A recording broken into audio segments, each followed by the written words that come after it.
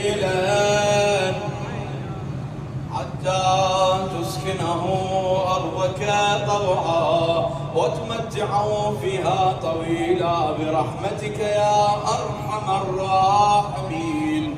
وإلى أرواح المؤمنين والمؤمنات ومن مات على الإيمان، وإلى أرواح الشهداء السعداء، رحم الله من يقرأ سورة الفاتحة قبل الصلاة على محمد وآل محمد.